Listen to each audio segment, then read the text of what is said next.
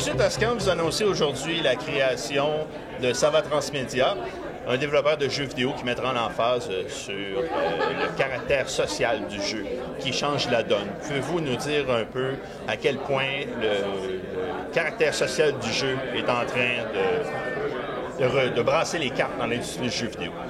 Donc la réponse est assez simple. Aujourd'hui, vous avez 300 millions de consoles dans le monde. Vous avez plus d'1 milliard de comptes sociaux. Plus de 50% des gens sur Facebook jouent à des jeux. Au Québec, vous avez plus de 30% des internautes qui jouent à des jeux en ligne. Le côté social, qui a commencé il n'y a pas si longtemps que ça, change la donne parce qu'on ne s'adresse plus uniquement aux joueurs qu'on appelle hardcore, c'est-à-dire aux joueurs durs, la ligne dure, mais cette fois-ci, on parle à un public plus féminin, à un public plus âgé, à un public plus international. Et ici, basé à Montréal, on pense qu'on peut produire des jeux qui vont s'adresser à ce public de façon très, très pointue et avec un grand succès. Votre stratégie misera sur l'offre de jeux vidéo sur 4 plateformes, soit la console de jeux vidéo, l'ordinateur, la tablette électronique et le téléphone évolué. Chacun de ces appareils a une puissance de traitement, une grandeur d'écran, des boutons de contrôle différents. Quels défis entraîneront la présence de ces 4 plateformes aux aspects différents dans le développement des jeux vidéo? Alors, vous avez amené déjà pas mal de défis qui sont, si on arrive à les résoudre, ce serait extraordinaire. Moi, je vais vous en rajouter quelques-uns. Les paiements.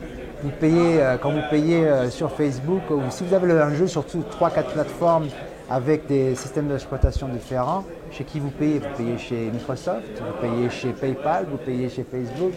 Si vous voulez, aujourd'hui, ces défis-là, on les voit comme des défis à résoudre pour pouvoir donner aux consommateurs une expérience la plus fluide possible.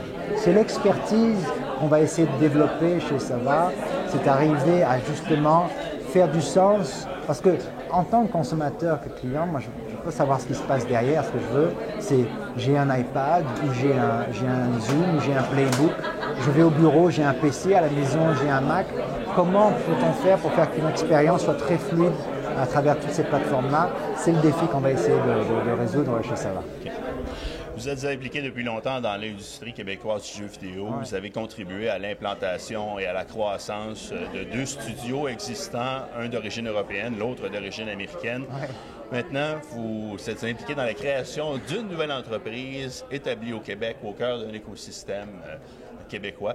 Quelle dynamique différente entraîne ce nouveau contexte d'une entreprise nouvelle? Ouais. Écoutez, je l'ai fait pour les gens de l'Est, je l'ai fait pour les gens de l'Ouest ou du Sud. Aujourd'hui, je crois que ce qui est très enthousiasmant, c'est qu'on le fait avec des fonds québécois et canadiens. C'est qu'on le fait avec une énergie qui, cette fois-ci, va rester ici. Si vous voulez, de façon très humaine, quand les propriétaires de l'entreprise habitent dans la province, habitent à Montréal et au Québec. Je trouve que c'est un peu le résultat de tout cet investissement qui a été fait depuis 14 ans par le gouvernement, de maintenant prouver qu'on peut créer de la richesse avec des fonds, non seulement avec des talents québécois, ça on le savait, mais avec des fonds et de la propriété qui va rester ici. Et ça, je crois que c'est très important. Merci beaucoup. Ça me fait très plaisir.